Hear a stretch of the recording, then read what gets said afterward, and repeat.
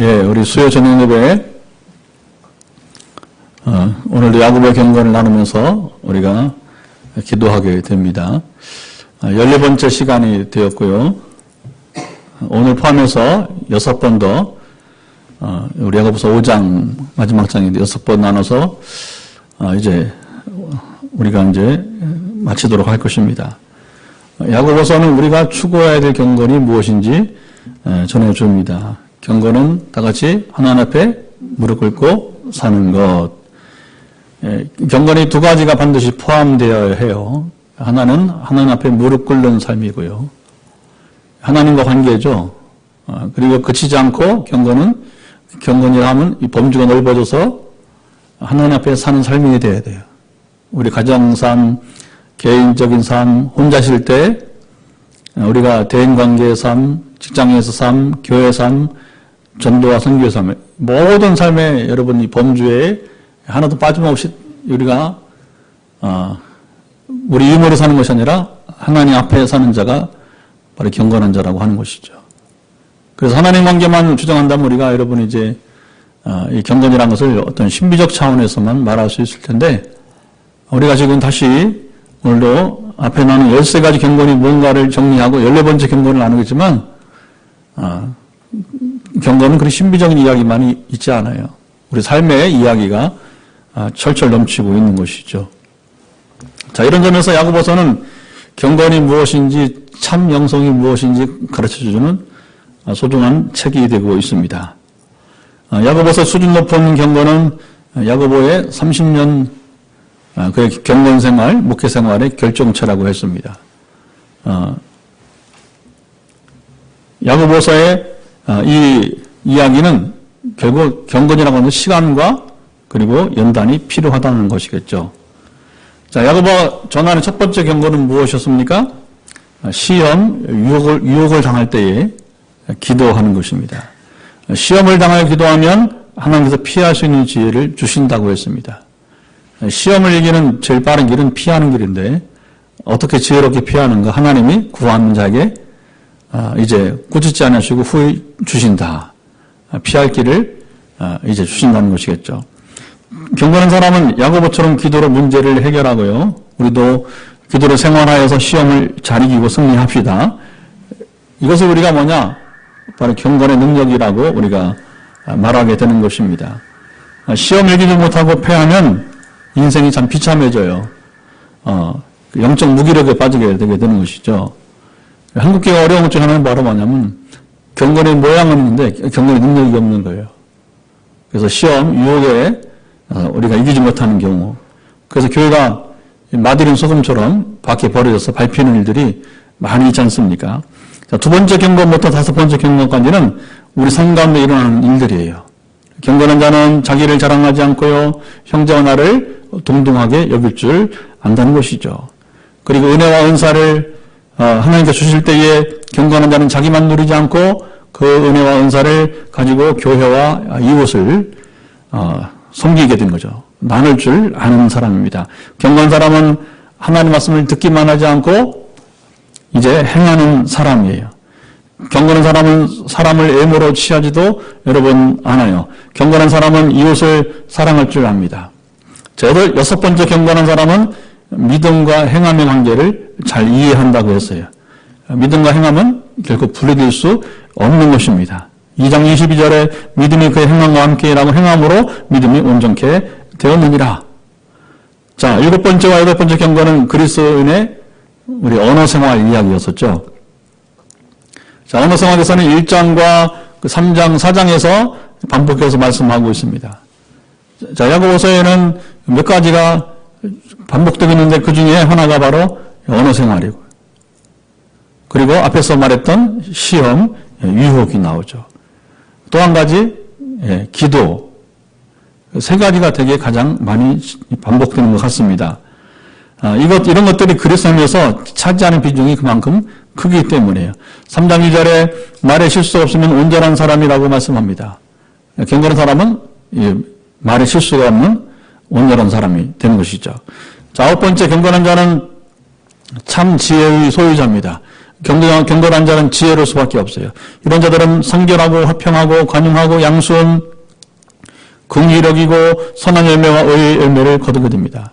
경건한 자는 열매로도 반드시 여러분 좋은 열매를 나타난다는 것이죠. 그래서 우리가 좋은 열매를 맺지 못하면 바로 경건이 없는 거예요. 자, 10번째 경건은 다시 기도에 대해서 말씀합니다. 자, 기도에 대해서는 1장, 4장에서 5장에서 우리가 5장 지금 시작하는데 다음에 우리가 보다 집중적으로 이 말씀을 우리가 나누게 될 것입니다. 경건한 사람은 기도하기를 게을리하지 않아요. 경건을 잃지 않기 위해서 우리가 기도하기를 쉬지 말아야 될 것입니다. 사실은 기도는 경건의 가장 기초라고 볼 수가 있는 거죠. 자, 12번째, 11번째 경건한 자는 언제나 겸손합니다. 12번째 경건은 하나님을 가까이 하는 것입니다. 경건한 자는 항상 하나님을 가까이 합니다. 자, 16번째 경건은 지난주에 나눴죠. 주의 뜻대로 사는 것입니다. 이런 사람은 자신의 유한함을 알면서 최선을 다해서 이제 하나님과 이웃을 위해서 선을 행하는 자라고 했습니다. 자, 이제 오늘 본문, 자, 야고보 전하는 14번째 경건한 사람은 어떤 사람일까요? 14번째 경건한 자는 바로 잘 쓰는 자입니다. 어떤 사람이라고요? 잘 쓰는 자. 자, 오늘 본문은 그리스도인의 물질관에 대해서 말씀해요. 세대가 교체되고 세월이 가도 그리스도인들이 물질에 대한 온전한 가치관을 가지고 있지 여러분 못하고 있어요. 과거에도 지금도 미래도 우리 사람들의 가장 어려운 문제는 바로 뭐냐면 이 물질관 쉽지 않다고 하는 것이죠. 어떤 사람은 물질을 하나님보다 여러분 이제 귀하게 여깁니다. 반면 어떤 사람은 지나치게 물질을 업신여기는 경우가 있어요. 무시하고 사는 거죠, 그렇죠? 자연인으로. 자, 물질 문제. 자, 그리스도인들이 어떻게 우리가 다루며 여러분 살아가야 할까요? 물질은 우리가 이 땅에 사는 동안에 꼭 필요한 것이에요. 우리는 어쨌든 먹어야 살고 입어야 살고 집이 있어야 살 수 있죠. 아무리 청빈을 주장하는 사람도 이 세 가지가 있어야 살 수가 있어요. 성 프란시스 하면 중세기에 아주 유명한 이제 소도사였죠. 성 프란시스가 제자들과 더불어 살다가 한번 큰 집을 얻게 되었습니다. 프란시스는 청빈을 가르치고 그리고 이제 정말 청빈하게 사는 수도사였습니다. 그때 어떤 사람이 그에게 질문했답니다. 어떻게 청빈을 말하고 가르치는 사람이 이렇게 큰 집을 살 수 있습니까? 프란시스는 이 집에는 나 혼자만 살지 않고 많은 수도사들이 함께 살고 있다고. 그래서 내 혼자 사는 집이라면 이런 큰 집 필요 없지만 부득이 이제 함께 동행하는 그를 따르는 지하들이 많아지다 보니까 보다 큰 집이 필요했던 것이죠. 자, 청빈 가운데 수도 생활을 하며 일생을 산 성자들도 무엇입니까? 물질 없이는 살 수 여러분 없었습니다. 상대적으로 빈곤하게 산 것뿐입니다. 최근에 어떤 사람이 책을 썼는데 강요된 청빈이라고. 궁금하면 책을 읽어보세요. 강요된 청빈. 처음에는 좀 거북스럽더라고요. 이런 말이 필요한가. 청빈이 강요되다니 이게 무슨 말인고. 어쨌든 간에 청빈하다고 하지만 그것은 상대적인 것일 뿐이라고 하는 것이죠. 자, 우리가 살아가려면 기본적인 물질이 있어야 하지만 그것이 우리 인생 전체의 가치관이 될 수는 여러분 없습니다. 또 물질을 하나님과 바꿀 수는 더욱 없습니다. 예수님 마태복음 6장 24절에 너희가 하나님과 재물을 겸하여 섬기지 못한다 말씀하고 있습니다. 자, 우리 생활을 돌아보면 상당한 경우에 이제 하나님보다 물질이 더 앞서는 경우가 많아요. 그만큼 우리가 물질에 매여 물질의 종이 되어 살아가고 있다고 하는 증거가 되는 것이죠. 어때요? 우리 오늘 보신 분들은 물질에 관해서 자유롭습니까? 물질의 종이 되어 살고 있지는 않습니까? 참 이해 쉽게 자유롭지 못한 부분이라고 하는 것이죠. 그리스도의 물질과는 첫째, 최대한 수익을 우리가 올릴 수 있어야 되지만 그 방법이 정당해야 합니다. 자, 과거 공산주의는 사유재산을 허락하지 않아서 사람들이 일할 수 있는 의욕을 주지 못했습니다. 그래서 공산주의자들에게 예수를 믿으면 복을 받는다는 말씀이 아무런 의미가 없었다고 그래요. 공산 치하에 있었던 옛날에 동유럽 시대에 복음을 전해도 이게 잘 이해를 못한다고 하는 것이죠. 자, 등수평이 등장하여서 중국을 개방하기 때문에 그때도 극동방송이 제주도에서 이제 극동방송이 또 아세방송이라고 해서 아세방송 그래서 이제 전파를 쐈어요. 그래서 중국에 사는 여러 우리 교포들이 공산치하에서 이 극동방송, 우리말로 설교를 듣게 되었던 것이죠. 그런데 우리 교포들이 이런 설교 의미를 전혀 알지 못했다고, 훗날에. 그들과는 상관없는 이야기를 들었습니다. 왜냐하면 자본주의 세계는 우리가 수고하고 또 일하고 투자만큼 소득을 올리잖아요. 그런데 공산주의 세계는 그렇지 못했어요. 그러니까 뭐 도대체 이 설교를 듣긴 듣는데 이 공산주의 개념으로는 도대체 이 자본주의 이야기가 이해가 되지 않았던 것이죠. 자, 그리스도인들의 물질과는 물질을 모으는 수단과 방법이 반드시 고려되어야 한다는 것입니다. 신명기 23장 8절 보면 18절 창기가 번 돈과 개 같은 자의 소득은 성전에 가져오지 말라고 경고합니다. 자, 합법적으로 얻은 소득만 헌금으로 인정될 수 있다는 여러분 말씀이에요. 돈이 깨끗해야 하나님께서 그걸 헌금으로 받으신다고 하는 것이죠. 자, 이런 점에서 우리 교우들은 대체로 자부심을 가질 수 있어요. 왜 그러냐면 노동을 통하여 정당한 여러분 대우를 받고 있기 때문에 그런 거죠. 자, 수입의 과다가 문제가 아닙니다. 내가 일해서 정당한 여러분 소득을 얻으면 되는 것입니다. 자, 그것으로 하나님이 기뻐하시는 헌금을 드리며 사는 것이 여러분 감사한 일이 아니겠습니까? 자, 오늘 본문은 특별히 부자들에게 말씀을 하는데 부자들에게 경고의 말씀이 여러분 선포되었습니다. 자, 부자들의 문제가 무엇이었을까요? 그들의 문제가 무엇이기에 이렇게 경고의 말씀이 여기에 선포되고 있을까요? 2, 3절에 보면 그들이 물질을 쓸 줄 모른다고 하나님께서 책망하시는 말씀이 있습니다. 자, 2절과 3절에 같이 한번 읽어보도록 합시다. 자, 2절과 3절 시작. 너희 재물은 썩었고 너희 옷은 좀 먹었으며 너희 금과 은은 녹이 슬었으니 이 녹이 너희에게 증거가 되며 불같이 너희 살을 먹으리라. 너희가 말세의 재물을 쌓아도다. 자, 부자들이 하나님께 책망을 받은 것은 물질을 많이 모았기 때문이 아니에요. 물질은요, 할 수 있는 대로 많이 모아야 해요. 게으르지 말고 부지런히 우리가 벌어야 됩니다. 문제는 그 모은 물질을 어떻게 쓰며 사느냐인 것입니다.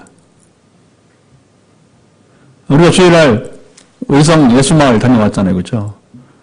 그래서 거기서 하는 일이 뭔가 우리가 이제 설명도 듣고 또 그 산을 우리가 이제 오르내리면서 거기에 이제 블루베리 단지도 있고 그다음에 벌꿀 단지도 있고 또 선교사들을 위해서 은퇴한 선교사님들이 거기서 이제 여생을 보낼 수 있는 집을 지는 것도 보았고 그렇죠? 그리고 광대한 헛개 농장을 보았어요. 그거 하려면 여러분 얼마나 힘든지 몰라요. 몇 명의 사람들이 공동생활을 하면서 그 큰 산을 이제 1년에 2번씩 풀베기를 한대요.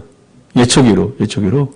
그러면 막 여름에도 막 더울 때도 그냥 정말 온 몸을 적시면서 땀으로 적시면서 수고와 일을 하게 되는 거죠. 그들이 왜 공동체는 그 일을 합니까? 수익을 많이 얻기 위해서 하는 거예요. 그런데 그들이 그렇게 수익을 얻고자 하는 것은 무엇 때문에 하는 거예요? 그들이 부자가 되기 위해서? 아니죠. 섬기기 위해서, 세상을 섬기기 위해서, 선교하기 위해서, 선교 공동체니까. 그래서 구제하고 선교하기 위해서, 전도하기 위해서 그렇게 열심히 공동체 일을 해가고 있는 것입니다. 자, 우리 신앙인의 물질관 문제는 뭐냐면 열심히 벌어서 우리가 저축을 많이 해야 돼요. 그러나 문제는 뭐냐? 그 모은 물질을 어떻게 쓰며 사느냐. 어떻게 생각하느냐, 이것이 문제입니다.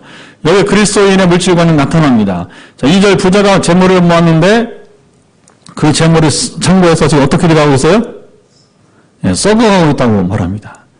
자, 당시 농경사회를 두고 말씀한 것입니다. 창고에서 쌀이 썩어가고 있다는 말씀인 거예요. 자, 내가 먹지도 못할 쌀 배고픈 자에게 여러분 주지 않았다고 바로 책망 받은 것이에요. 내가 손에 쥐고 있지만 쓰지도 못하는 재물에 대해서 말씀합니다. 여러분, 물질은 많이 모아야 하지만 그것을 제때 적절히 쓰는 사람이 참 부자가 되는 것입니다. 그래서 우리 포항에서 인근의 경주 최부자 이야기. 그래서 이런 부자 이야기는 정말 여러분, 하나님이 불신자라도 그리고 선한 마음으로 살면 여러분이 이제 복을 주신 것입니다. 정말 그 중간에 일제가 여러분 이제 강점기가 없었다면, 최부자는 아마 지금도 부자일 것 같아요. 지금도. 근데 이제, 일제 강점기에 이제 많이 어려웠죠. 일본의 수탈을 많이 했기 때문에, 또 전쟁, 또 공산군이 와서 전쟁의 위기도 있었고, 어쨌든 간에 그 집에는 쌀을 남기는 것이 아니라, 어쨌든 간에, 여러분이 이제 그 둘레에서 몇리라고, 백리 안에서는 굶는 자가 없도록, 그게 참 여러분 얼마나 좋은 정신이에요. 그러니까 최부자가 참 부자라고 하는 거죠, 이제. 자, 물질은 엄청나게 모았는데 그것을 제대로 써보지도 못하고 죽는 부자 이야기인 것입니다. 그 물질은 창고에서 썩어가는 곡식과 같다고 하는 겁니다. 참 부자는 얼마나 재산을 소유하고 있느냐가 기준이 아니고요, 얼마를 쓰고 죽었느냐에 바로 달려있게 되는 것입니다. 자, 2절의 부자는 얼마나 옷이 많았는지 옷이 좀 먹고 여러분 있었습니다. 옷은 입고 빨지 않으면 아무리 좋은 옷도 여러분 이제 좀 먹기 마련이에요. 이제는 오래전의 일이지만 필리핀의 마르코스 대통령 기억하십니까? 그의 부인 이름이 뭐였어요? 이멜다. 그래도 다들 기억을 하고 계시네요. 자, 이 이멜다의 구두와 옷가지가 언론에 공개된 적이 있죠, 그렇죠? 이멜다의 구두가 수천 켤레, 아니면 수만 켤레라는 말도 있고, 옷은 말할 것도 여러분 없고요. 문제는 이것을 박물관에 여러분 두면 무슨 의미가 있겠어요? 이 좋은 신발, 좋은 옷을 박물관에만 전시해 놓으면 그게 무슨 의미가 있겠어요, 그죠? 교회가 때로 바자회를 통해서 입을 만한 옷이지만 장롱에 감춰진 것들을 내다 싸게 파는 것, 참 좋은 여러분 이제 사업이라고 봅니다. 교회가 하든 세상에 하든 관계없이 어차피 입지 않는 옷인데 여러분 장롱에서 썩으면 뭐 하겠어, 그렇죠? 좀 먹으면 뭐 하겠어, 그렇죠? 나는 입지 않지만 그 옷이 필요한 사람에게 나눠줘야 되는 것입니다. 내가 구입한 가격을 생각하면 아깝지만 어차피 내가 입지 않을 바에는 그것을 필요한 사람에게 싼 가격에 우리가 내주어야 되는 것이죠. 하지만 2절에 부자는 옷이 좀 먹어 쓰지 못해도 끝까지 그것을 내놓지 않았습니다. 이 부자는 3절에 금과 은을 또 모았습니다. 부자는 금과 은을 사용하지도 못하고 죽었어요. 여러분, 금과 은이 본래 녹이 쓸어요, 안 쓸어요? 안 쓸잖아요, 그렇죠? 금과 은은 녹 쓸지 않아요. 근데 쓰지 않고 방치하고 있는 금과 은은 녹이 쓴다고 하는 것입니다. 이건 비유적 표현이죠. 자, 예수님의 달란트 비유에서 한 달란트 받은 사람과 같이 귀한 돈을 쓰지 않고 숨겨놓은 재물이 되어버리는 것입니다. 자, 이 돈을 시중에 내놓고 유통을 시켰다면 더 많은 재물을 모을 수도 있었다는 것이죠. 자, 수입으로 얻은 것을 가난한 자에게 줄 수 있었다는 것입니다. 여러분, 우리는 시장 경제 원리가 참 좋은 거예요. 우리 자본주의. 폐단도 있지만, 그러나 공산주의보다 낫잖아요. 그렇죠? 비교할 수 없이 나은 거죠. 그래서 어쨌든 물질은 순환되어야 돼요. 결국 여러분, 물질과는 뭐냐? 물질은 순환되는 것입니다. 이 사람에게서 저 사람에게 저 내게로 이렇게 순환되는 거예요. 그것이 건강하게, 건전하게 여러분 유통되면 그것이 그 물질이 유익하게 되는 거죠. 물질이 꼭 나쁜 것만은 아닌 것이죠. 그리스도의 물질과는 재물은 많이 모으되 그 재물을 내 생전에 유익한 곳에 사용하는 것이 좋습니다. 그렇지 않으면 하나님의 심판을 받습니다. 자, 어떻게 하나님이 심판하신다고 경고하십니까? 자, 1절 말씀을 한번 읽어봅시다. 두려운 말씀입니다. 1절 말씀 시작. 들으라 부한 자들아 너희 말 고생으로 말미암아 울고 통곡하라. 자, 이런 부자들은 천국에 가지 못하고 고통스러운 지옥불에 들어간다고 하는 것입니다. 자, 그러니까 우리가 경건의 범위가 이제는 물질관에 우리가 물질 관리를 어떻게 하느냐 여기까지 이르게 되는 것이죠. 3절에 불같이 너희 살을 먹으리라 말씀해요. 자, 이 말씀도 1절과 같은 경고의 말씀인 것입니다. 4절에 또 다른 부자의 문제를 말씀하는데, 자, 이번엔 4절 말씀도 같이 한번 읽어보도록 합시다. 4절 말씀, 보라, 너희 밭에서 추수한 품꾼에게 주지 않은 삭시 소리를 지르며 그 추수한 자의 우는 소리가 만군의 주의 귀에 들렸느니라. 자, 이 부자는 근로자들에게 마땅히 줘야 할 임금을 지불하지 않았어요. 요즘 말로 말하면 체불. 자, 임금을 받지 못한 근로자는 본인뿐 아니라 누가 부르짖어요? 처자식, 식구들이죠, 말 그대로. 가족들이 여러분 이제 더불어 부르짖어요. 자, 하나님께서 체불로 인해서 부르짖는 가난한 자들의 소리를 간과하지 않겠다는 말씀인 것입니다. 여러분, 기업인의 기본적인 윤리 문제인 것입니다. 김사님 그 후에 잘 들어와요? 또 안 들어와? 부르짖다가 받았어. 할렐루야. 그래도 부르짖은 다음에 쉬었으니까 참 다행이랍니다. 근데 문제는 뭐냐면, 이 부자는 고의적으로 체불을 하는 거예요. 고의적으로. 최근에, 뭐 이런 기사가 있나 싶어서 인터넷 기사 보니까 20년간 이제 업소에서 일한 여자 이야기가 나오더라고요. 근데 문제는 뭐냐면, 이 얼마나 악덕주인지 되게 그런 한 사람들이 그렇잖아요. 험하잖아요. 그냥 온갖 뒤집어 씌워서 뭐냐면 빚을 자꾸 저기 하는 거예요.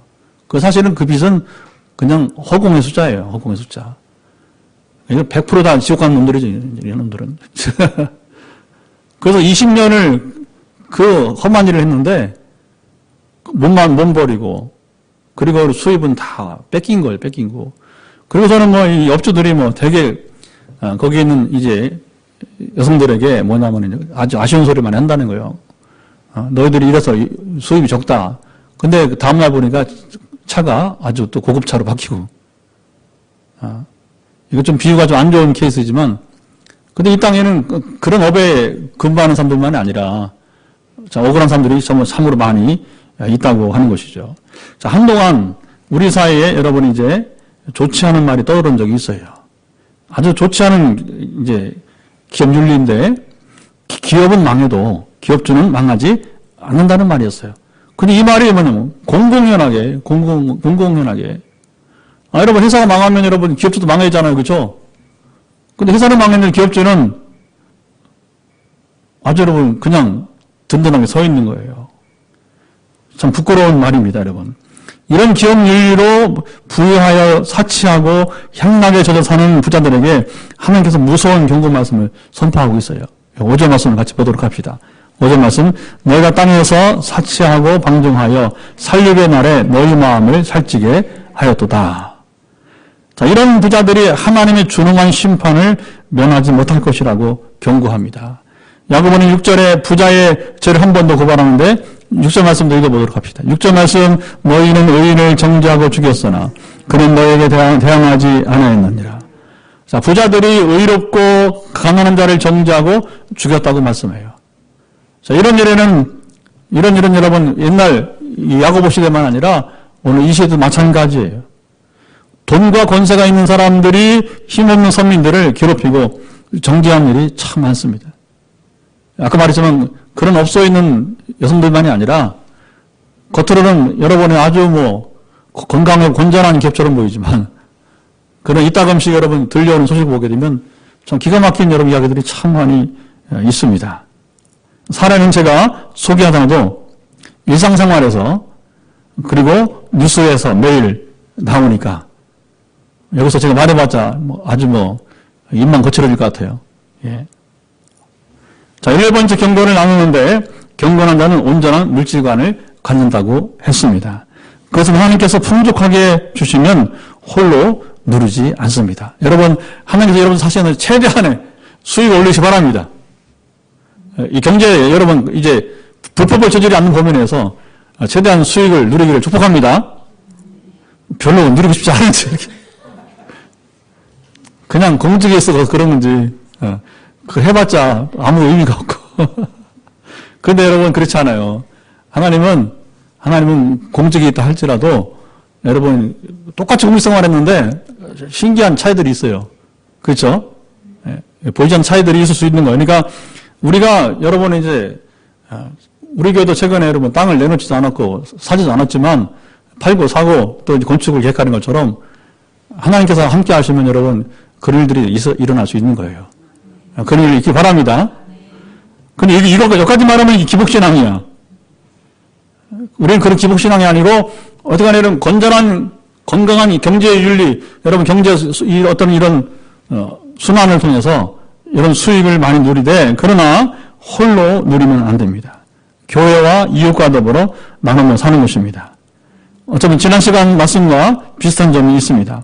하나님께서 여러분의 직장과 사업장을 축복하여서 많은 물질을 소유하시기 바랍니다. 그리고 주신 은혜와 복만큼 은혜와 복을 나누며 살 수 있기를 바랍니다. 그리고 요즘은요, 60대 초중반에 이제 퇴직하고도 또 요즘은 또 하여튼 더 잘된 사람도 있어. 그 시선들도 몰라요, 앞으로. 오히려 교직에 있을 때보다 더 잘 될 수 있어. 왜냐하면 사업이라는 것은 여러분 끝없이 할 수 있으니까. 모르지만 하나님 어떤 기회를 주실지. 학원을 하든지 뭘 하든지. 뭘 할지 모르지만 어쨌든 간에 그래서 우리가 여기 욕심을 가질 필요는 없지만 그러나 기회가 주어진다면 우리는 경제 활동을 해야 될 것입니다. 해야 되는 건강한 것입니다. 그래 오래 살아요. 퇴직하고 여러분 그냥 임금만 살면 오래 못 살아. 건강하지 못한 거예요. 그러니까 어쨌든 간에 지금 장수 시대니까 여러분들이 앞으로 퇴직하고도 10년 뒤에 퇴직할지 모르겠지만 어쨌든 간에 정한기간 퇴직하고도 그 후에도 여러분 일할 수 있는 기회를 한번 찾기 바랍니다. 그리고 구하세요. 하나님 내가 어떻게 퇴직 후에 건강히 살아갈 수 있는지를. 그러면 여러분 이제 걱정할 필요 없어요. 왜냐하면 우리가 지금 건강 시대이기 때문에 얼마든지 우리가 여러분 이제 일할 수 있는 기회가 좋을 줄 믿습니다. 우리 인생 최고의 축복이 바로 뭐냐? 하나님이 주신 은혜와 복만큼 그 은혜와 복을 나누며 사는 것입니다. 우리는 개척교회지만 개척교회 초기부터 우리는 이것을 실행하고 있잖아요. 실행하고 있잖아요. 그렇죠? 이번 3월에도 선교지 방문하면서 하나님 어떻게 하실지 지금 이제 묻고 있어요. 그래서 우리가 지식과 은사를 가지고는 가지만 제가 신학 교수니까 신학 교수와 그리고 성령 은사를 가지고 나가지만 그러나 때마다 세 군데 가면 세 군데 다 아니지만 한 군데는 하나님께서 뭔가 또 전달하게 하십니다. 아직은 모르겠어요. 좀 더 하나님께 집중을 봐야 될 텐데 그들의 필요를 우리를 통해서 그럼 우리가 예산이 없으면 어떻게 해요? 다른 재원을 하나님 붙여서 이번에도 행하실 것을 기대해 봅니다. 인생 최고의 축복이 우리 교회 최고의 축복이 될 것입니다. 지금은 그렇지만 앞으로 잘 부흥해서 우리가 왜 부흥해야 되느냐? 바로 첫째는 다른 교인들이 이렇게 오는 것 그게 아니고 전도해서 세례자를 많이 우리가 배출해야 될 것입니다. 아멘. 많이 모여야 되는 이유는 뭐냐? 이 포항된 주거하는 자들이 90%가 다 지금 불신자 아니에요, 솔직히. 그러니까 90%의 45만 명 이상의 여러분 이게 주거하는 영혼들을 건져야 되니까 교회가 부흥해야 될 것이고 또 한 가지는 뭐냐? 우리가 민족과 세계를 섬겨야 되니까 또 통일도 시대 준비하라고 지금 기도를 하고 있으니까 통일 시대 우리가 여러분 이제 어떻게 북한 주민들의 사랑으로 대하겠습니까? 어떻게 우리 복음의 능력만 가지고 되는 게 아니란 말입니다. 이 복음의 능력만 가지고 되는 거잖아요. 거기에 여러분 물질이 동반돼야 되는 거예요. 할 수 없어요. 어느 정도는 우리가 또 그게 주는 아니지만 자 이렇게 경건한 그리스도인들이 되기를 주님 말씀하신 대로 축원합니다. 우리 이제 기도하도록 하죠. 말씀을 따라 먼저 기도하도록